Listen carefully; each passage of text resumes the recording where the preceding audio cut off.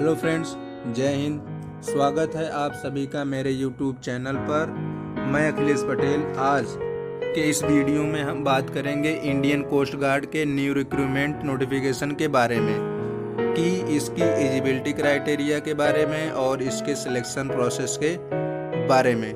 तो आइए चलते हैं इंडियन कोस्ट गार्ड के ऑफिशियल नोटिफिकेशन पर। इंडियन कोस्ट गार्ड के ऑफिशियल नोटिफिकेशन को जो मिनिस्ट्री ऑफ डिफेंस के द्वारा जारी किया गया है। लेकिन अगर आप लोगों ने अभी तक मेरे चैनल को सब्सक्राइब नहीं किया है तो सबसे पहले आप सभी इस चैनल को सब्सक्राइब कर लीजिए एवं बेल आइकन को प्रेस कर लीजिए, जिससे कि आपको लेटेस्ट न्यूज मिलती रहे। ठीक है, तो आइए फ्रेंड्स, यहाँ पर ये इसकी ऑफिशियल नोटिफिकेशन है।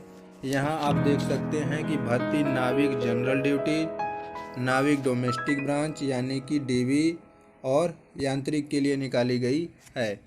और ये बैच जो आपकी है वो जनवरी 2022 का बैच होगा, क्योंकि रिसेंटली आप सभी ने देखा होगा कि 2022 के शुरुआत में सेम भर्ती 2021 के शुरुआत में सेम भर्ती जनवरी 2021 बैच के लिए निकाली गई थी, और इस बार ये भर्ती आपकी 2022 बैच के लिए निकाली गई है, जिसके फॉर्म का फिलअप डेट 2 जुलाई 2021 से चालू है सुबह 10 बजे से, जिसका लास्ट डेट आपका है 16 जुलाई सन 2021 शाम के 6 बजे तक।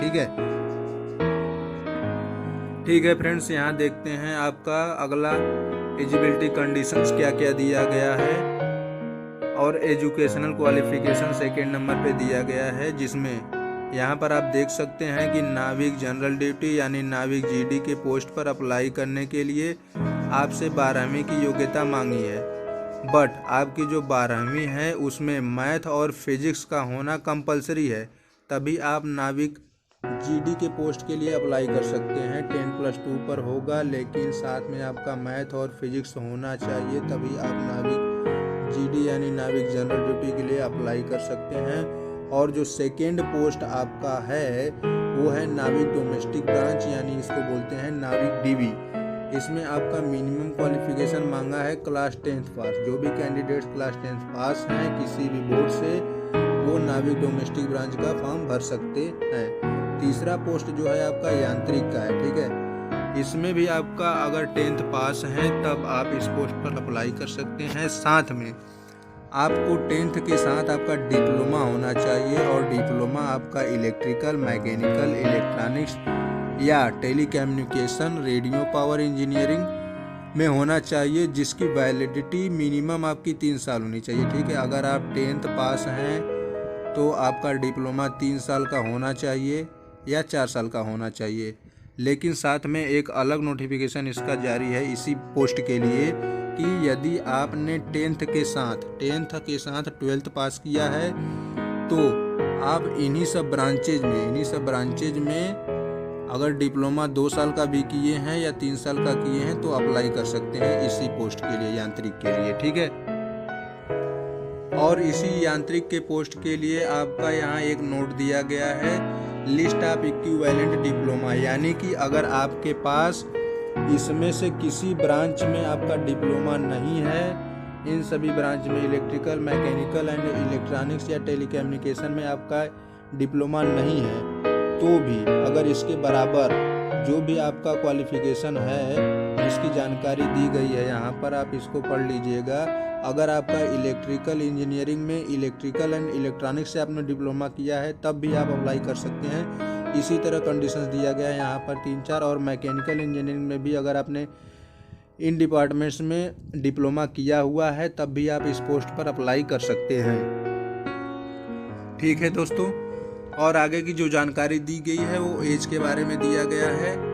इसमें एज के बारे में बात की गई है कि मिनिमम एज आपका 18 साल होना चाहिए और मैक्सिमम 22 साल होना चाहिए। ठीक है, एज लिमिट के बारे में काफ़ी कन्फ्यूज़न होता है, क्योंकि इसके बारे में सभी को कंफर्म नहीं होता है। और यहाँ पर जो एज लिमिट दी गई है वो 18 साल मिनिमम दी गई है और 21 साल मैक्सिमम दी गई है। लेकिन इसमें भी कंडीशंस अप्लाई कर दिया गया है कि जो नाविक जीडी का पोस्ट और यांत्रिक का पोस्ट होगा उसमें जिसका भी डेट ऑफ बर्थ 1 फरवरी सन 2000 से 31 जनवरी 2004 तक है, ये दोनों डेट के बीच में जो भी कैंडिडेट्स का डेट ऑफ बर्थ पड़ता है वो इस फॉर्म के लिए अप्लाई कर सकते हैं। केवल नाविक जीडी पोस्ट के लिए अप्लाई कर सकते हैं। 1 फरवरी 2000 जिसका भी डेट ऑफ बर्थ होगा वो नाविक जीडी यांत्रिक के लिए पोस्ट अप्लाई कर सकता है। 1 फरवरी 2000 के बाद 31 जनवरी सन 2004 तक वाला कैंडिडेट्स भी अप्लाई कर सकता है।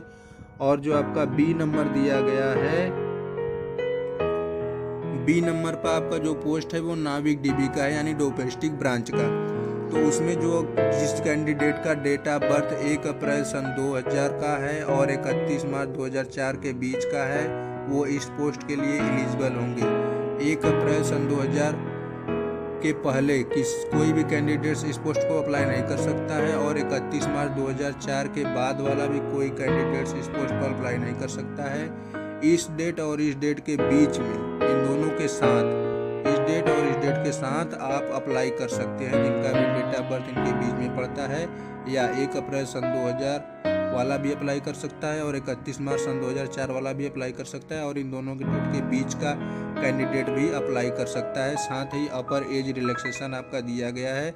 5 ईयर SC/ST कैंडिडेट के लिए है, 3 साल OBC के लिए है। ठीक है, इसका नोटिफिकेशन आप लोग देख लीजिएगा कि इसके बारे में एज लिमिट का जो क्राइटेरिया है, यानी कि जो एक्स्ट्रा आपका एज रिलैक्सेशन मिलता है किस बेसिस पर मिलता है। ठीक है दोस्तों, और नेक्स्ट जो जानकारी दी गई है वो वैकेंसी डिटेल के बारे में दी गई है। यहाँ पर आपका वैकेंसी डिटेल दिया गया है जिसमें नाविक जीडी में टोटल 260 पोस्ट हैं। नाविक डीबी यानी डोमेस्टिक ब्रांच में आपका टोटल 50 पोस्ट है। ठीक है, जीडी में आपका 260 पोस्ट है, डोमेस्टिक ब्रांच में आपका 50 पोस्ट है और यांत्रिक में अलग अलग ट्रेड्स में आपका मैकेनिकल में 20 पोस्ट है, इलेक्ट्रिकल में 30 पोस्ट है और इलेक्ट्रॉनिक्स में आपका 7 पोस्ट दिया गया है। ठीक है, और इसमें भी अलग अलग कैटेगरीज वाइज दिया गया है। OBC SC/ST की कितनी सीटें हैं यहाँ पर कैटेगरीज वाइज दिया गया है। इसको आप लोग देख लीजिएगा सीटों के बारे में नोटिफिकेशन कैसे दिया गया है। आगे दिया गया है आपका सिलेक्शन प्रोसेस के बारे में। ठीक है, सिलेक्शन प्रोसेस का स्टेज 4 प्रकार का दिया गया है इसमें, जिसमें फर्स्ट स्टेज आपका है रिटन एग्जामिनेशन और इसमें भी आपका अलग अलग पोस्ट में अलग अलग सेक्शन के हिसाब से आपका रिटन लिया जाएगा। जैसा कि डीबी में दिया गया है आपका section 1, section 2, section 3, section 4, section 5 section में आपके सभी एग्जामिनेशंस लिए जाएंगे, जिसका विस्तृत विवरण नीचे दिया गया है कि सेक्शन 1, 2 में क्या क्या होगा। आप लोग इसको अच्छे से पढ़ लीजिएगा। तो ये रही आपकी एक ऑफिशियल जानकारी। फिजिकल फिटनेस टेस्ट भी होगा इसमें, आप सभी लोग इसको केयरफुली पढ़ लीजिए दोस्तों। तो ये सभी दोस्तों आपकी जानकारी रही कोस्ट गार्ड यांत्रिक नाविक रिक्रूटमेंट 2021-22 के बारे में पूरी जानकारी। आई होप ये जानकारी आपको समझ में आ गई होगी। तो दोस्तों आपको जानकारी समझ में आ गई है तो आप वीडियो को लाइक कर दें और चैनल को सब्सक्राइब कर लें। Thanks for watching. जय हिंद।